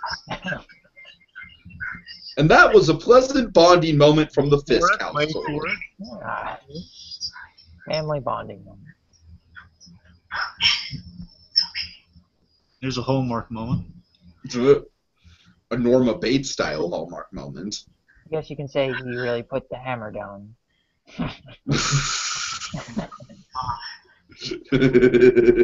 You've been waiting all podcast to say that, haven't you? The hammer of Fisk. Oh. The hammer of Fisk. Well, it's not Mjolnir, most definitely. No.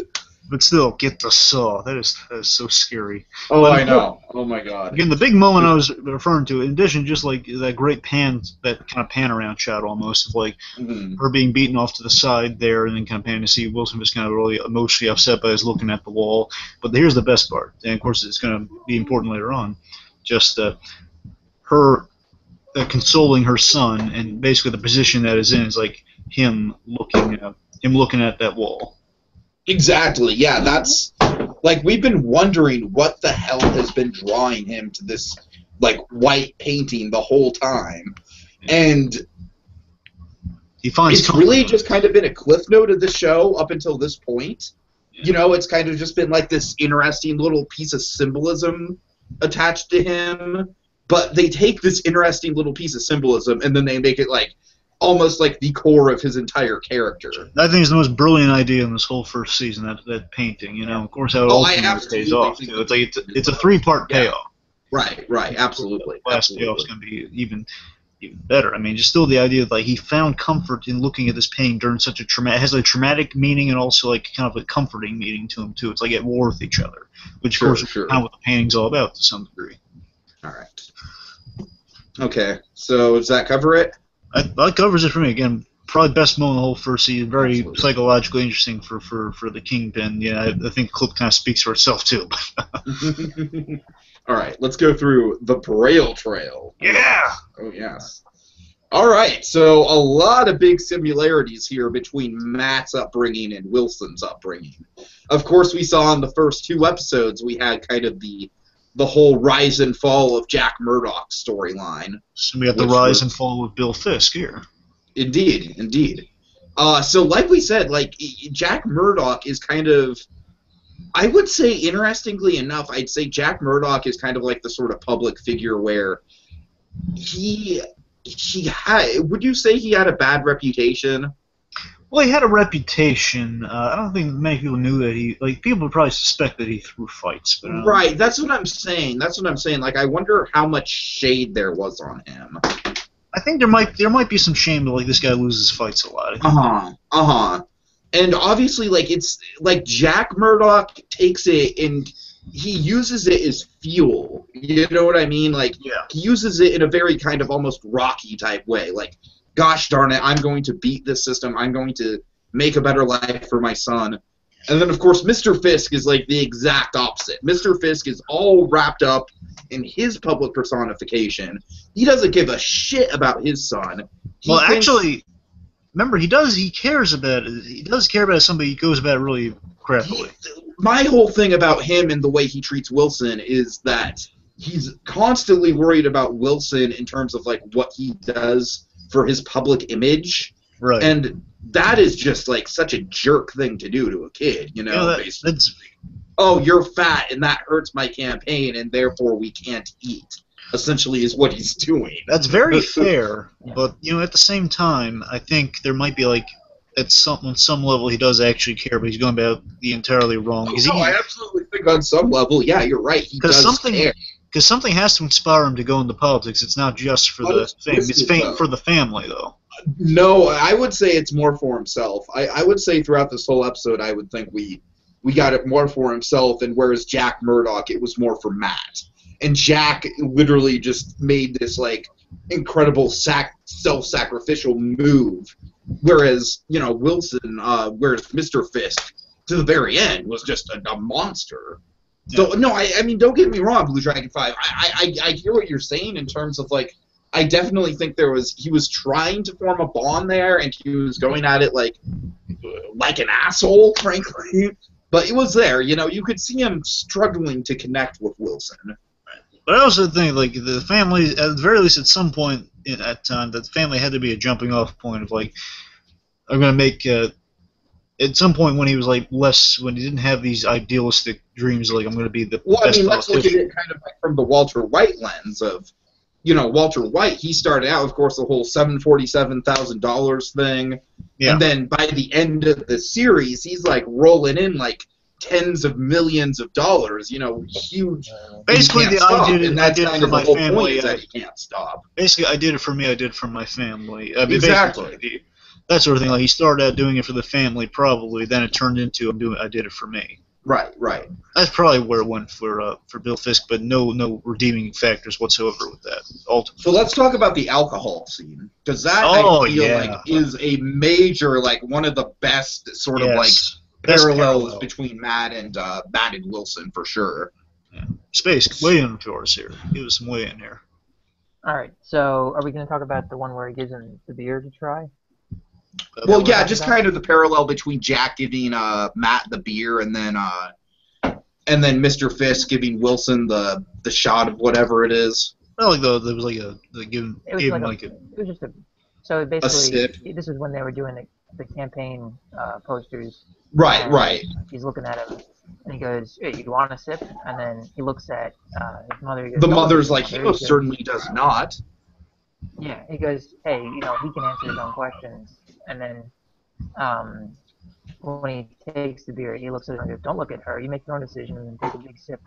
Then he does, and he spits it out, which is kind of similar to what when he had a bottle of whiskey, or what?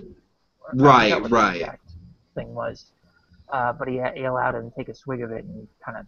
Didn't he spit that up too? That was in a previous. No. Matt was different. Matt was for a purpose, and he did it responsibly. He needed to steady his hands for.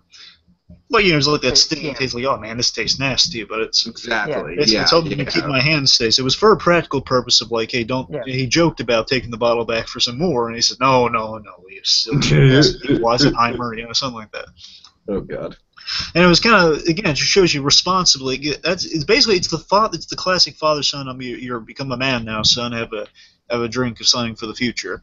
That's the idea of it. And of course, you see it in two different purviews of it. One being kind of the useful, practical, celebratory sense with Matt and Jack, and of course the other way of more pure ceremony of like.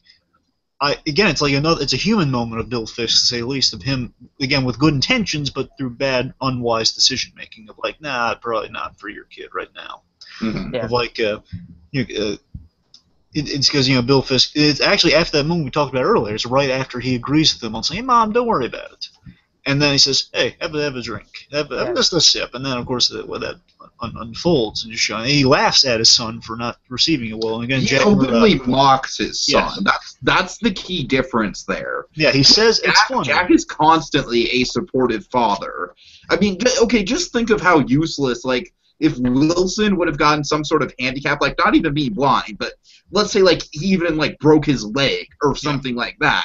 He would just be on Wilson about being useless. You know what I mean? Yeah. Like, he would just be so harsh on him, whereas, of course, I think the most endearing thing about Jack Murdoch is Jack the treats fact him like he's regular, Just treats him exactly. He goes out of his way to make sure he does the that smart his thing, son... Right. He says like he makes sure he's reading his books, and he's reading like complex books, and he's like praising him for that, inspiring him. Hey, keep it up. You're getting better at this. Yeah. And just the last thing that I can think of here for this is like so Jack Murdoch responsibly tells him no, don't drink the thing. Always do it responsibly. That's what Jack Murdoch is communicating with the ceremonial kind of alcohol thing. Of course. And Bill Fisk mocks him and says, hey, it's funny. It's ceremony and it's funny versus it's ceremony because I genuinely like you, and this is also, it's a practical thing too, so don't get used to it. It's only Exactly. responsible versus irresponsible. Kind of the stupid celebratory versus kind of smart. But of course, the whole draw here is just how similar it is, regardless of the differences. Exactly, and a bonding moment that is ingrained in both minds. Right. So whether Right, Fisk likes his exactly. father or not, it is a moment that's ingrained in his mind. Crazy.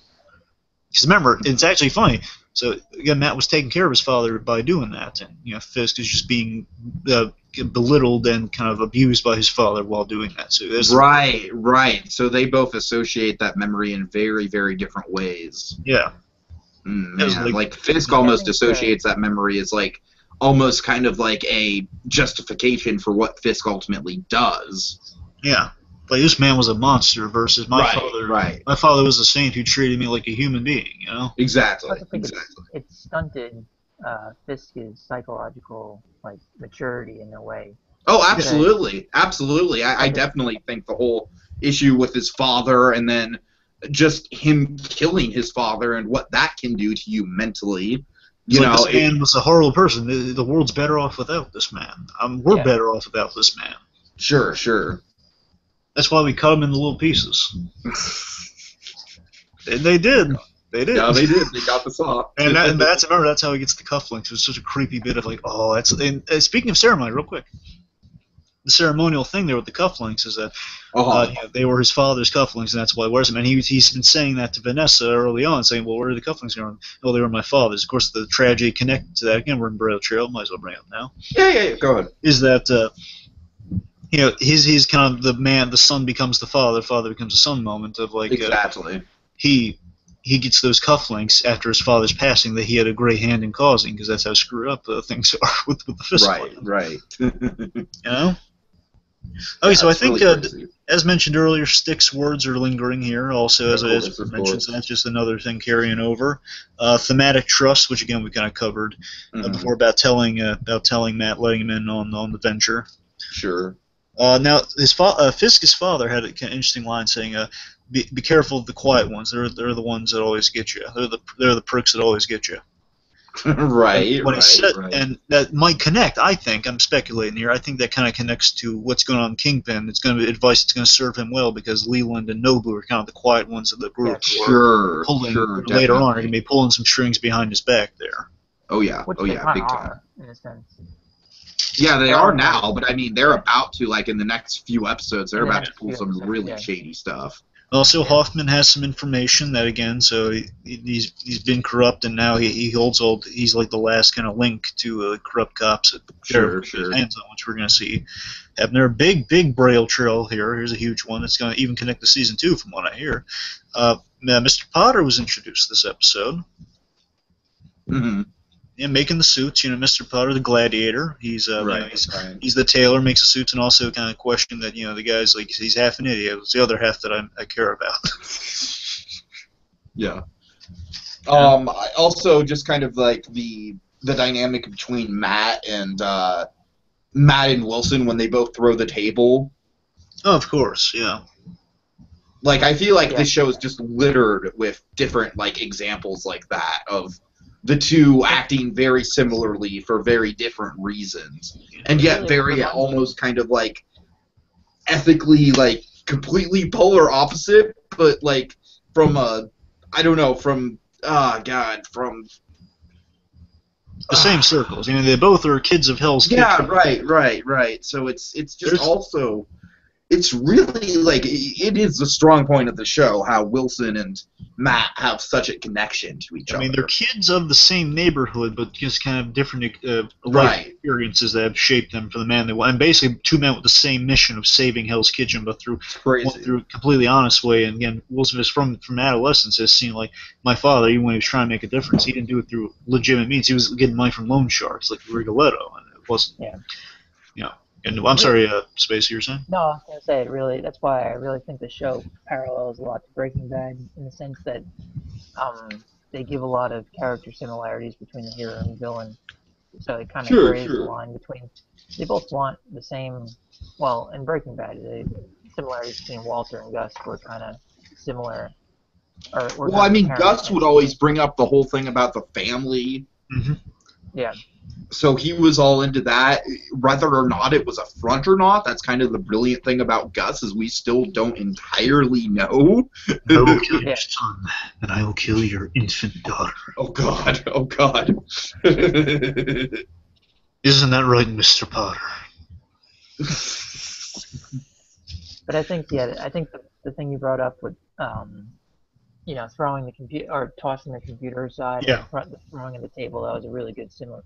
Right. The big difference would be how where their apartments are located, just in terms of Wilson Fisk is on the top, where Matt Murdock. Matt's on the ground level. He's on the ground. Right. Yeah, definitely. He's looking at that giant billboard, and Wilson Fisk is pristine white, Wilson's architecture. moving on up. He has a very nice apartment, by the way. I just Yes, want to say it's a very nice place he's got. Yeah. And with that also is that I love that line his father had. You should be a king. Oh yeah. Oh yeah. And you should be a king, not a weakling. And with that, you should be a king that's setting aspirations that he will eventually meet, being kind of a kingpin. Yeah.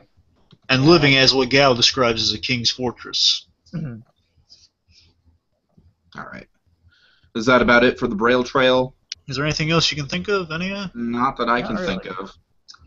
Well, again, we're going to see the Union now, I think, continue with, Karen and Ben Urich, obviously, he's getting in, he's on the precipice of getting in deep, Oh, yeah, we'll see how that plays out. So we'll, I think it's good enough for Braille. Okay. Again, Mr. Potter being a big element, because we're going to see him pay off Sure. big time, and he's going to be in Season 2 as the Gladiator, it looks like. Nice. Okay, so with that in mind, let's do the Nelson. Upside down. Tiki, It's upside down. Upside down. Thank you. There you go. The Nelson and Murdoch verdict. Yeah. Totally legit gavel. Totally legit. Yeah, we could totally be lawyers. All right, Space, you want to start? What are your thoughts on this episode? Okay. Well, I mean, I asked you. I mean, it was about a month back at this time, but I was like, can I do the Wilson Fisk one? Because he's not my top. It's at least in my top 2 overall for the season. I just think, just in terms of storytelling, in terms of backstory, especially, you really feel sympathy for the villain, which is something that I think brings TV shows to a whole new level. At least You don't just feel sympathy for the villain. You feel sympathy for the villain as he's just literally crumbling our hero's plans to the ground. You understand? Yeah, exactly. You understand his motives. And Right. They're not necessarily bad if you look at it through his perspective, or at least what he went through. There's some shady stuff, no doubt, but his overall goal of trying to save Hell's Kitchen is noteworthy. For sure. He still hasn't lied to Vanessa, which is very impressive. No, yeah, I love that running story too. That's a great. All this background does not contradict that at all. Like he mentions, I went to a farm, which he did do after a while, going into hiding after killing his father. So he's true, and he kind of wanted to save the city after that. Yeah. All right. I'll just say that, like I said, I think this is definitely the closest this series has to a true mini movie in terms of it really focuses the spotlight on one particular character. Of course, really everyone else is just kind of these ancillary kind of characters that make up the rest of Wilson Fisk's world, and it's it almost kind of makes you wonder that if we started the show from Wilson Fisk's perspective, would Daredevil be seen as the villain? It's one of those fascinating things, and I think it's just a good think piece. Like I said, with the montages and the way that the morning routine structures format and everything, the cinematography is great, the foreshadowing, the symbolism, the payoff to this thing right here. Just a fantastic episode overall. It's like Godfather meets Batman the series. If it was from Kingpin's perspective. Yeah. All right. But overall, from my verdict, very fantastic episode. Again, for me, this is in my opinion, this is the best episode of season 1. I love all of them, I really do. This one for me, however, will stack up to the number 1 spot because there's so many great moments, such a great character piece, fascinating writing, and D'Onofrio knocks out of the ballpark. Everyone gets a little good bit in the episode, and also it's kind of interesting. 7 was about kind of Matt Murdock's kind of training with his upbringing, Sure. And here you got the other side of that with Fisk, and both, and it's kind of interesting how they're both going to cross over for the next episode when you think about it. Exactly. Yeah. So you get kind of the one side of the fight, the other side of the fight, and again both together they're going to meet together for another fight. Versus, it's kind of a nice, great build-up when you think about it for the next one. These 2 episodes we've gotten so far.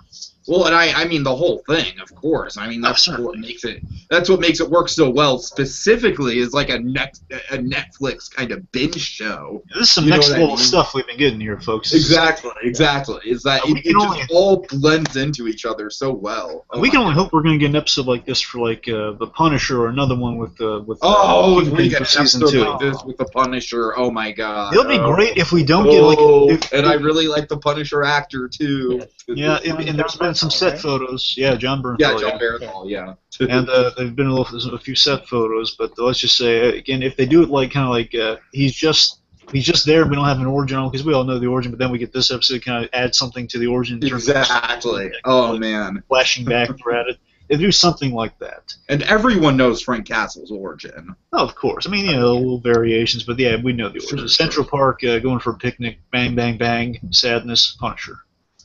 Yep. But seriously. All right.